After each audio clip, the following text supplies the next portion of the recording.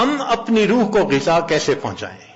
تو یہ مسئلہ ہے نا، ایک ضرورت ہے نا ہماری آج کی اس محفل میں وہ چند نکتے سمجھانے ہیں کہ جن سے روح کو غذا ملتی ہے، تاکہ ہم اس کو یاد رکھیں اور کوشش کریں ان اعمال کو زیادہ کرنے کی، روزانہ کرنے کی، تاکہ جسم کے ساتھ روح کو بھی غذا ملتی رہے۔ تو روح کی غذا اوپر سے آنے والے انوار و تجلیات ہیں۔ چنانچہ سب سے پہلی چیز جس کی وجہ سے انسان کی روح کو غذا ملتی ہے، قرآن عظیم الشان، قرآن مجید کا پڑھنا، قرآن مجید کا سننا، یہ انسان کی روح کو غذا پہنچاتا ہے۔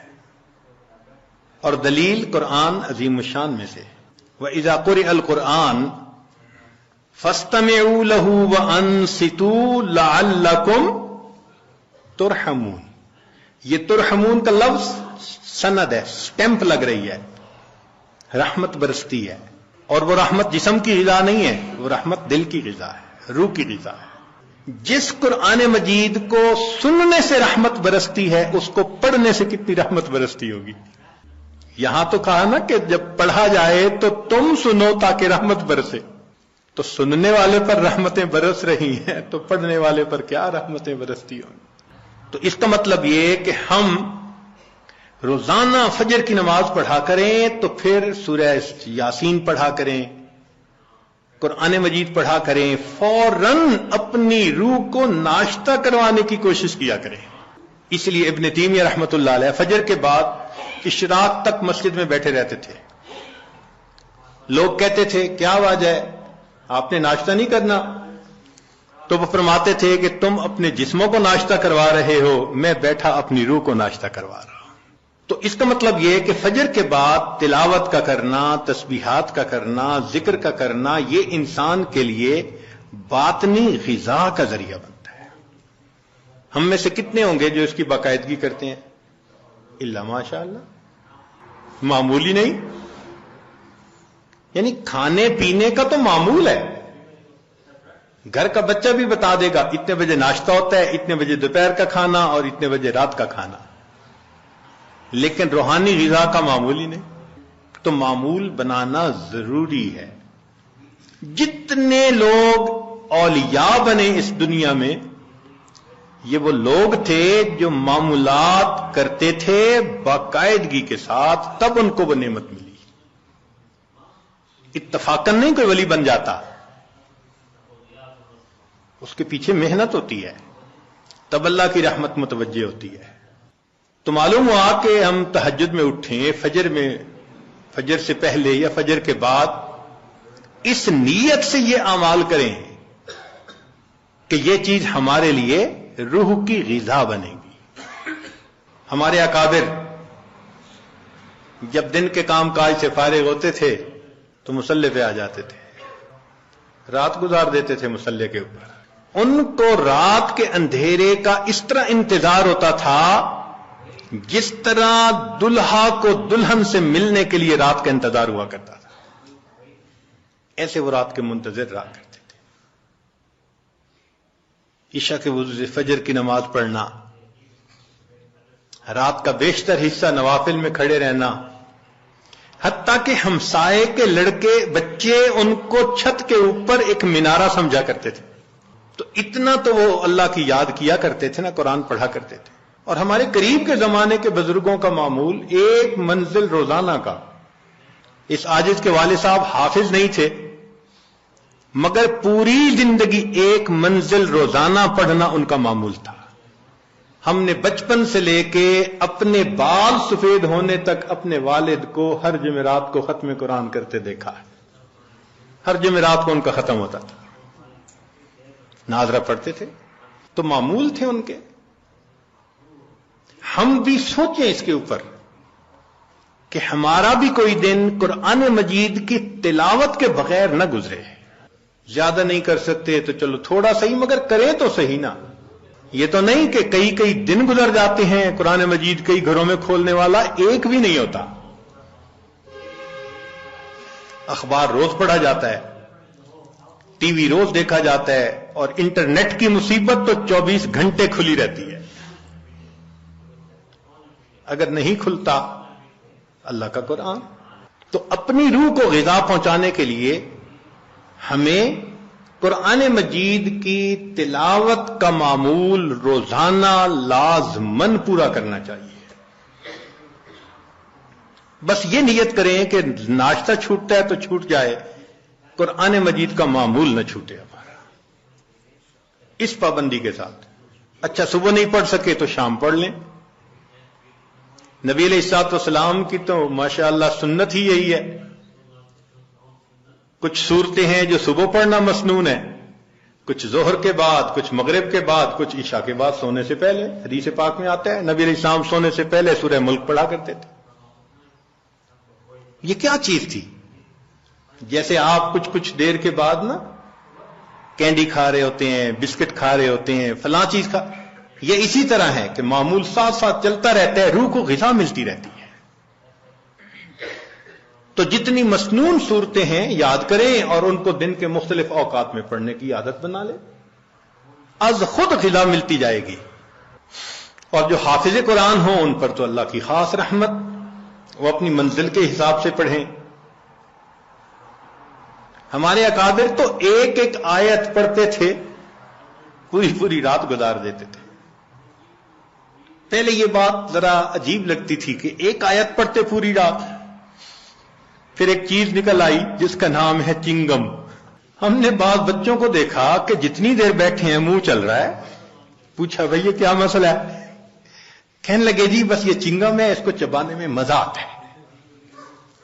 بھئی اگر ایک ایک گھنٹہ ایک ہی چیز کو چبانے کا مزہ یہ پا رہے ہیں تو ہمارے اکابر بھی ایک ایک آیت کو بار بار پڑھ کر کندے مکرر کا مزہ لیا کرتے ہیں. ان کو بھی مزہ آتا تھا. تو پہلی چیز جس سے ہم نے اپنی روح کو غذا پہنچانی ہے وہ کیا چیز ہے؟ قرآن مجید کی تلاوت کرنا. صرف ثواب کی نیت نہیں ہونی، ثواب تو ملے گا، یہ بھی نیت ہونی ہے کہ میں نے اس کو آداب کے ساتھ، توجہ کے ساتھ اس طرح پڑھنا ہے کہ اللہ کی رحمتیں برسیں اور میرے دل کی ظلمت کو دھو دیں. دوسری چیز جس سے کہ انسان کے اوپر اللہ کی رحمت برستی ہے اس کو کہتے ہیں استغفار. استغفر اللہ ربی من کل ذنب واتوب الیہ. قرآن مجید میں اللہ رب العزت نے حکم فرمایا واستغفر اللہ، استغفار کرو. ہمارے اکابر یہ معمول بتاتے ہیں روزانہ، استغفر اللہ ربی من کل ذنب واتوب الیہ. اس کو دن میں کم از کم 100 مرتبہ صبح، 100 مرتبہ شام. زیادہ وقت ہو تو 200 مرتبہ بھی پڑھ سکتے ہیں. مگر جب پڑھ رہے ہوں تو ذرا اپنے گناہوں پر ندامت بھی دل میں محسوس کریں.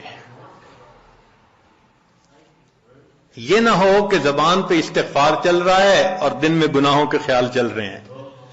رابعہ بصریہ رحمت اللہ علیہ فرماتی تھیں استغفارنا یحتاج الی استغفار، کہ ہم ایسا استغفار کرتے ہیں کہ اس کے اوپر ہمیں استغفار کرنے کی ضرورت ہے.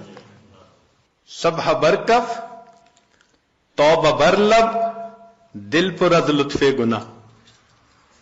ہاتھ میں تسبیح، زبان پہ توبہ اور دل گناہ کی لذت میں پڑا ہوا ہے.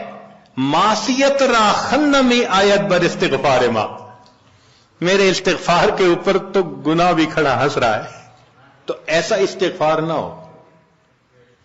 صحیح ندامت کے ساتھ ہم استغفار پڑھیں تو اللہ تعالی کی رحمت برسے گی. دلیل قرآن عظیم الشان، بات پکی. اللہ رب العزت شاہ فرماتے ہیں لولا تستغفرون اللہ لعلکم ترحمون. قرآن کی آیت.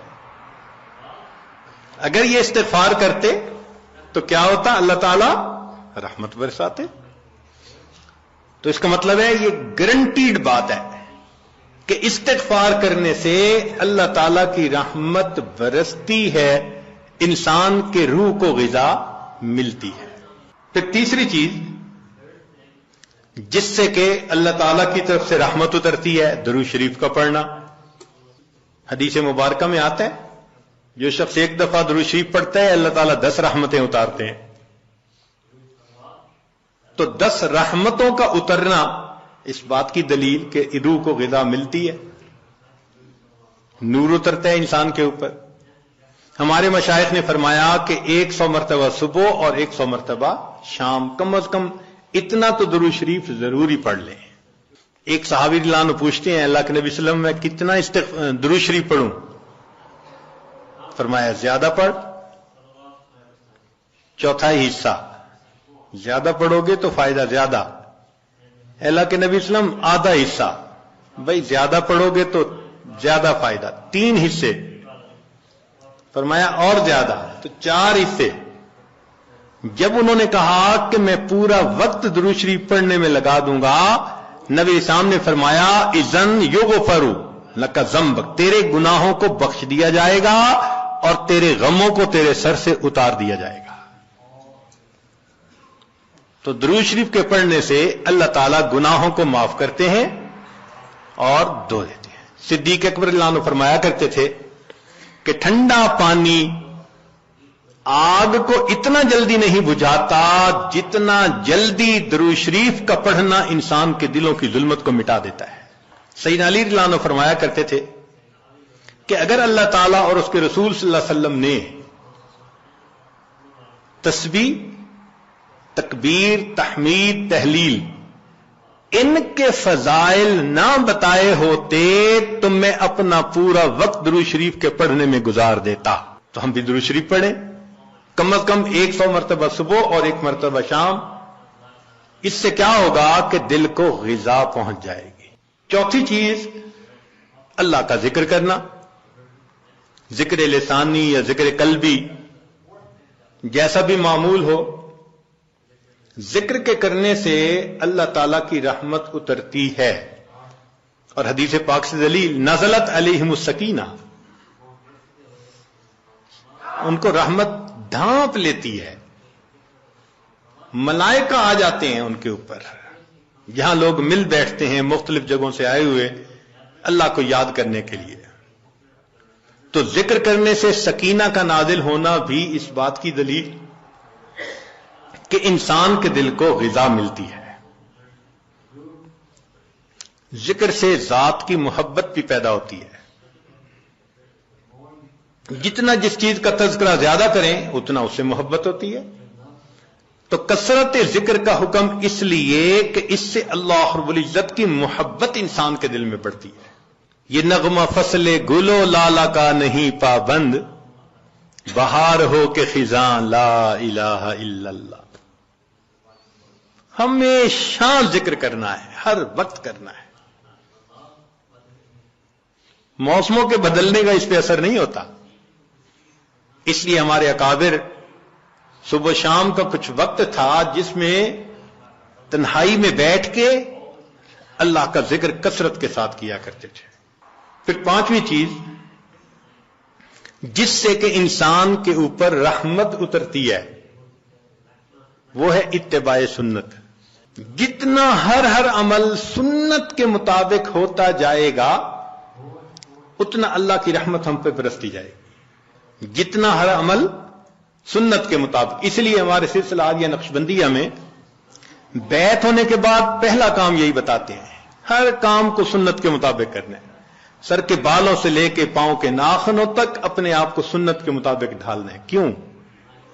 ایک تو اجر ہے، ایک قرب ہے، اللہ کی محبوبیت ملتی ہے، اور تیسرا یہ چیز انسان کے روح کی غذا بھی ہے۔ دلیل قرآن عظیم الشان میں سے ارشاد فرمایا اطیعوا اللہ والرسول لعلکم ترحمون، اللہ اور اس کے رسول کی اطاعت کرو تو کیا ہوگا؟ تمہارے اوپر رحمت برسے گی۔ تو اتباع سنت سے بھی انسان پر رحمت برستی ہے۔ پھر چھٹی چیز اہل اللہ کی صحبت اختیار کرنا۔ قرآن مجید میں تو حکم دیا گیا یا ایھا آمنوا اتقوا اللہ وکونوا مع الصادقین، یہ کونو حکم ہے، اور حدیث پاک میں بھی حکم دیا گیا۔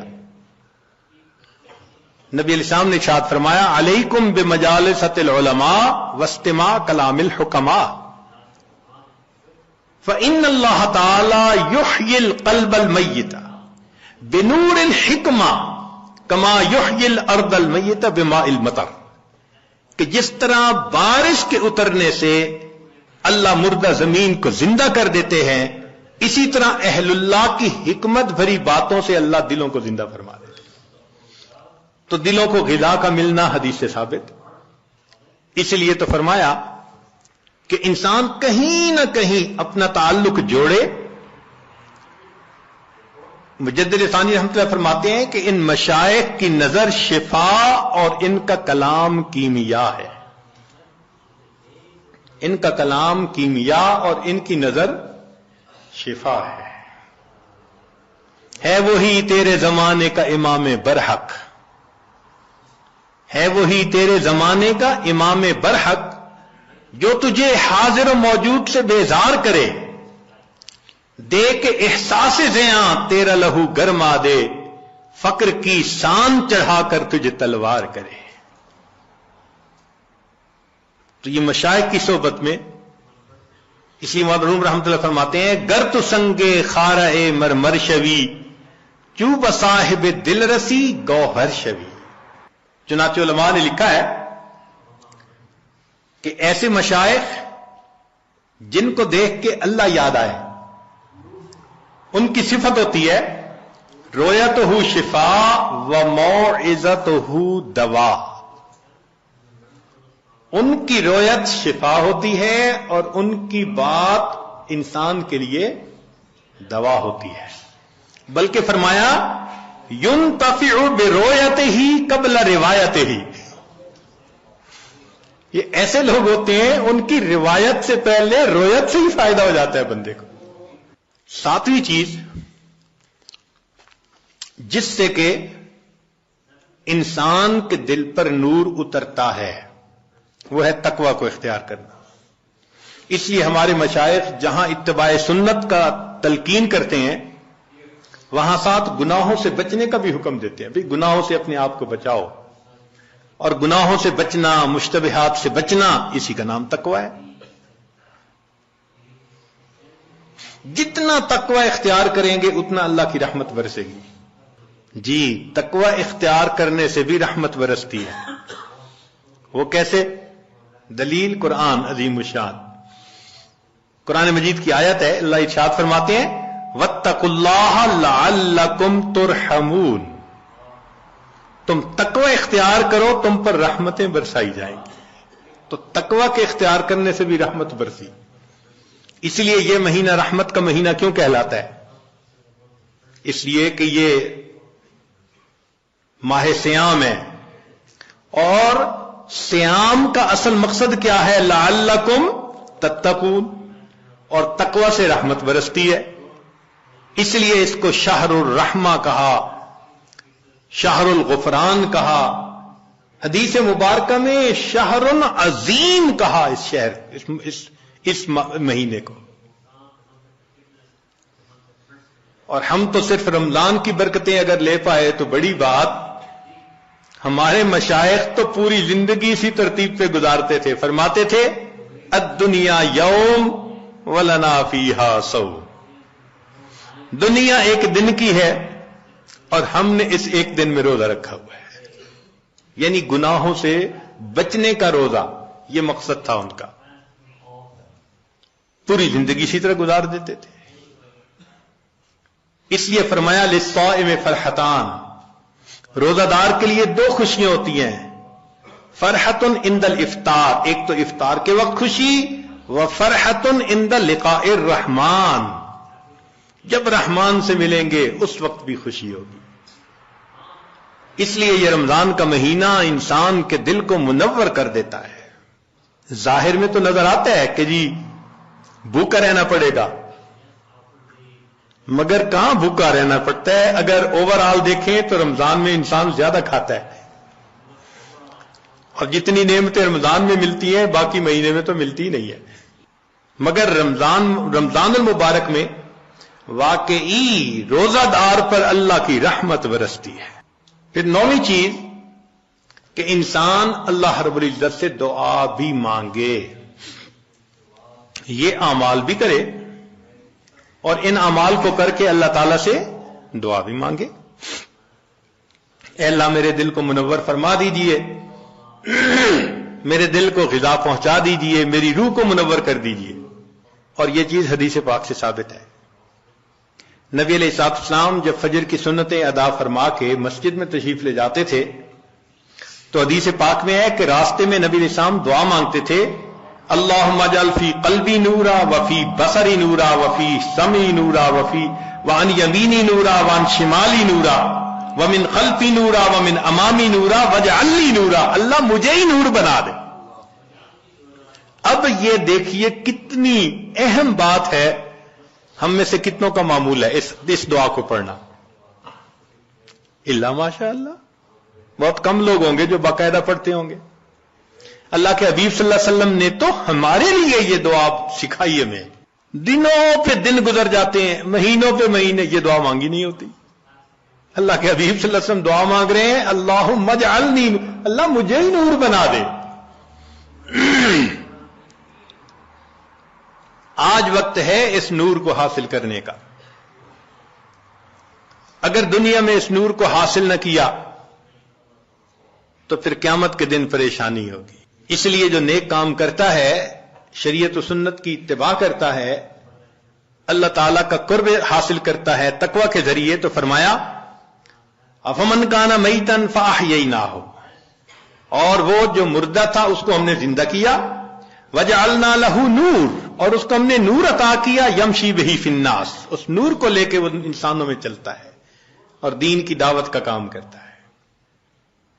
تو اس نور کو دل میں لینا یہ انتہائی ضروری ہے ہمارے لیے، اور اس نور کو لینے کی جگہ فقط یہ دنیا ہے، اس کے بعد یہ نور نہیں مل سکے گا۔ اس کی مثال یوں سمجھ لیجئے، انسان کے بدن کے بننے کی جگہ ماں کا پیٹ۔ اگر بچہ اس طرح سے پیدا ہو کہ دونوں آنکھیں نہ بن سکیں تو دنیا کا کوئی ڈاکٹر دنیا میں آنکھیں نہیں بنا سکتا اس کی۔ کئی بچوں کی انگلیاں، ان کی گروتھ پوری نہیں ہوتی تو دنیا میں آ کے پوری نہیں ہو سکتی، کیونکہ ماں کا پیٹ اس کی گروتھ کی جگہ ہے۔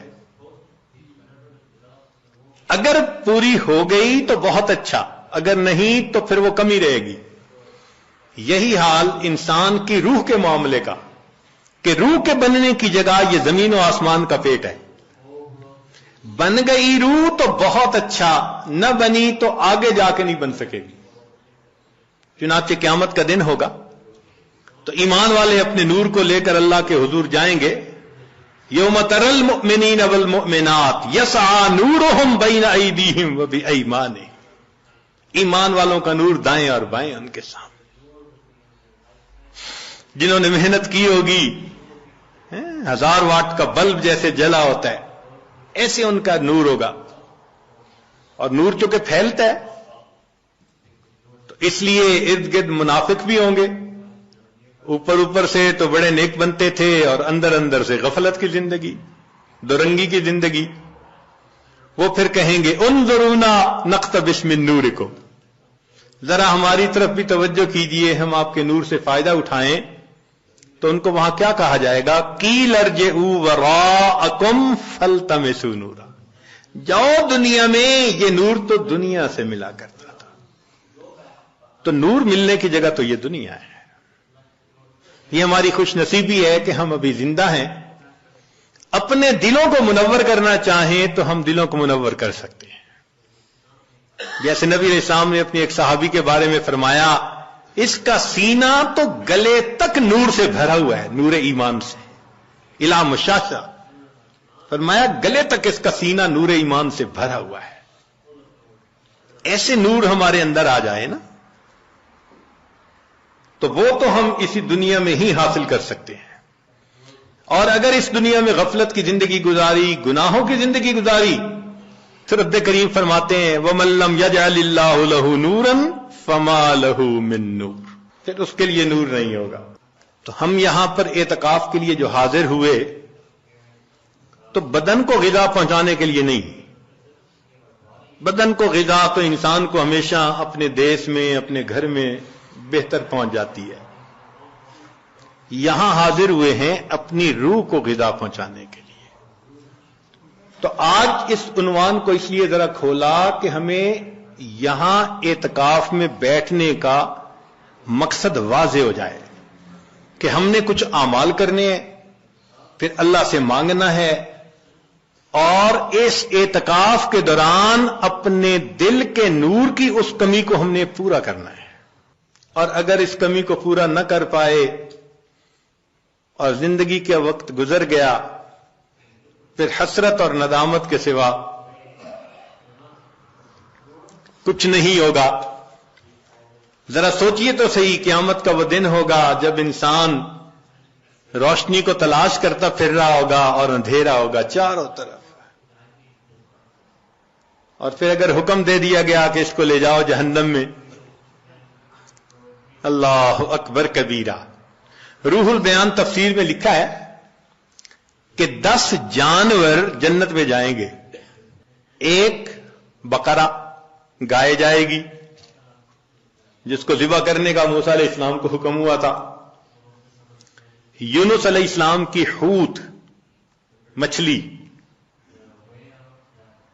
الکبش اسماعیل علیہ السلام کا، ان کی جگہ جو مینڈا ذبح ہو گیا تھا وہ بھی جنت میں جائے گا، اجل ابراہیم علیہ السلام کا جس کو وہ بھون کے لائے تھے فرشتوں کو کھلانے کے لیے، نملہ سلیمان علیہ السلام کے لشکر کو دیکھ کر جس چیونٹی نے بات کی تھی، النمل ایتھا النمل ادخلوا مساکنکم، وہ چیونٹی بھی جنت میں جائے گی، ہدہد جس نے سلیمان علیہ السلام سے گفتگو کی تھی وہ پرندہ بھی جائے گا، صالح علیہ السلام کی ناقہ اونٹنی بھی جنت میں جائے گی، اور نبی علیہ السلام کی ناقہ بھی جنت میں جائے گی، اور عزیر علیہ السلام کا گدھا بھی جنت میں جائے گا، اور 10واں اصحاب کہف کا کتا بھی جنت میں جائے گا۔ اب ذرا غور کیجئے وہ کیا منظر ہوگا کہ یہ جانور تو جا رہے ہیں جنت میں، اور جس کو اللہ نے آنکھیں دی، دل دماغ دیا، نعمتیں دی، وہ انسان اپنی غفلتوں کی وجہ سے جہنم میں۔ اگر اس وقت گدھے نے یہ کہہ دیا، اے انسان تو مجھے بے وقوف سمجھتا تھا نا، گالی بھی دینی ہوتی تھی کسی کو بے وقوفی کی تو گدھا کہتا تھا، آج وہ بے وقوف تو جا رہے جنت میں، تو کہاں کا عقل مند نکل آیا کہ تو جہنم میں۔ ما جاءکم نذیر، ڈرانے والا نہیں آیا تھا، کہیں گے ڈرانے والا تو آیا تھا، لو کننا نسمع او نعقل ما کننا فی اصحاب السعیر، اگر ہم سنتے، ہماری عقل کی رتی ہوتی ہمارے پاس تو ہم پھر جہنم میں نہ جاتے۔ اس کا مطلب یہ کہ ہم سنتے نہیں، سوچتے نہیں۔ اور گدھے کی بات تو ایک طرف رکھ دیں، اگر اصحاب کہف کے کتے نے اس وقت کہہ دیا کہ تم تو مجھے ذلت کی نظر سے دیکھتے تھے نا، اور میرا نام تو گالی تھا نا، اور میری حالت تو یہ تھی تم خشک ٹکڑا کھلاتے تھے، میں تمہارا در نہیں چھوڑتا تھا، اور تمہیں جو پروردگار روز نعمتیں کھلاتا تھا تمہیں اس کا در یاد نہیں آتا تھا، میں ایک روٹی کی خاطر تمہارے گھر کا ساری رات جاگ کے پہرا دیتا تھا، اور تم اپنے رب کی عبادت کے لیے رات کو 2 نفل پڑھ نہیں سکتے تھے۔ کتا جنت میں جا رہا ہوگا، اور یہ حضرت انسان غفلت کی زندگی گزارنے کے بعد جہنم میں جا رہا۔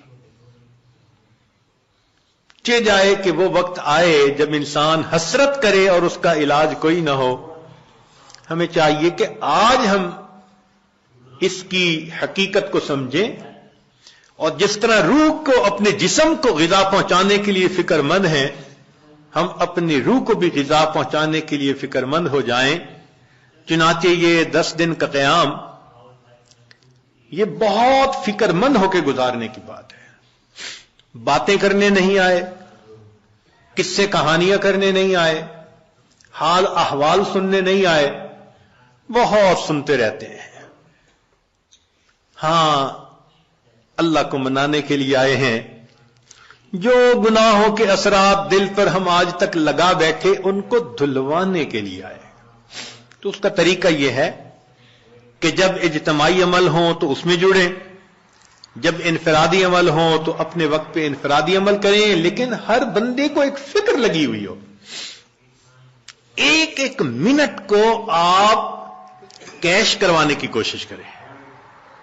مسافر کی دعائیں بھی قبول ہوتی ہیں اور مسافر پر اللہ کی رحمت بھی ہوتی ہے۔ تو اعتکاف میں آنے والے مسافر بھی ہیں، اور جب ایک جگہ پر ہوں اور سب اللہ کے حضور متوجہ ہوں تو اللہ کی رحمتیں اور زیادہ متوجہ ہوتی ہیں۔ حدیث پاک میں ہے نا، من بلاد شتیٰ و قبائل شتیٰ، مختلف شہروں سے مختلف قبیلوں کے لوگ جب ایک جگہ آ کر اکٹھے ہوتے ہیں اللہ رب العزت کو یاد کرنے کے لیے، تو فرشتے اتنا اترتے ہیں کہ آسمان تک ان کا تانتا بند جاتا ہے، اور رب کریم اتنا خوش ہوتے ہیں ان سے کہ جب فرشتے واپس جاتے ہیں تو ان سے کارگزاری سنتے ہیں۔ تم نے میرے بندوں کو کس حال میں پایا؟ وہ تو جانتے ہیں مگر ان سے کہلوانا چاہتے ہیں، اور بالآخر فرماتے ہیں کہ اچھا ان کو کہہ دو کہ یہ بخشے بخشائے اپنے گھروں کو چلے جائیں، میں نے ان کے گناہوں کو ان کی نیکیوں میں تبدیل فرما۔ یا اللہ، کچھ تو وہ بھی تھے راستہ گزرنے والے ویسے ہی کھڑے ہو گئے تھے۔ رب کریم اتنا خوش ہوتے ہیں کہ فرماتے ہیں اچھا ہم قوم لا یشقی جلیس، ایسے لوگ ہیں ان کے پاس بیٹھنے والا بدبخت نہیں ہوتا۔ تو جب پاس بیٹھنے والا بدبخت نہیں ہوتا تو جو خود اس قوم میں شامل ہوں وہ کیسے بدبخت ہو سکیں گے؟ اور ہمارے مشائخ نے لکھا کہ بدبخت وہ ہوتا ہے جو ایمان کے بغیر دنیا سے چلا جائے۔ تو یہ حدیث پاک اشارہ کر رہی ہے کہ ایسی محفلوں میں بیٹھنے والا بندہ بالآخر دنیا میں ایمان کی سلامتی کے ساتھ چلا جاتا ہے۔ تو ان محفلوں کی قدر کریں، فکر کریں، اپنے سیل فون کو یا تو سائلنٹ کر دیں یا بند ہی کر دیں 10 دن کے لیے۔ یہاں گھنٹی کی آواز نہ سنائی دے، بات کی آواز نہ سنائی دے۔ جب نہیں تھے یہ سیل فون، دنیا کے کام کاروبار پھر بھی چلتے تھے۔ 10 دن کے لیے بند ہو جائے گا، کام کاروبار پھر بھی چلیں گے۔ نہ آسمان پہلے گرا تھا نہ اب گرے گا۔ تو اتنا اہم نہ اس کو بنائیں۔ اب اس کو ایک طرف کر کے تلاوت میں لگے ہوں، تسبیحات میں لگے ہوں، نمازوں میں لگے ہوں، دعا میں لگے ہوں، اجتماعی عمل میں، بس ان اعمال میں، قرآن مجید کی تلاوت میں آپ لگے رہیں۔ اللہ تعالی ہم میں سے کسی کی عاجزی کو تو قبول فرما لیں گے نا۔ آخر اتنے لوگ جو ہیں کتنے ٹوٹے دلوں کے ساتھ یہاں پہنچے ہیں اور کتنے مجاہدوں کے ساتھ پہنچے ہیں۔ انتظام نہیں تھے، مشکل سے انتظام ہوا، چھٹیاں نہیں ملتی تھی، دعائیں مانگ مانگ کے چھٹیاں لی، کیسی کیسی کوشش کے بعد بالآخر یہاں پہنچے۔ اللہ تعالیٰ قدردان ہے، وہ یقیناً آنے کی قدر فرمائیں گے۔ تو ہم اپنے اس وقت میں اللہ تعالیٰ کی رحمت کو اپنی طرف متوجہ کریں۔ پروردگار عالم ہمارے گناہوں کو معاف فرمائے اور ہمارے اس 10 دن کو ہمارے لیے اپنے قرب کا ذریعہ بنائے۔ وآخر دعوانا ان الحمد للہ رب العالمین۔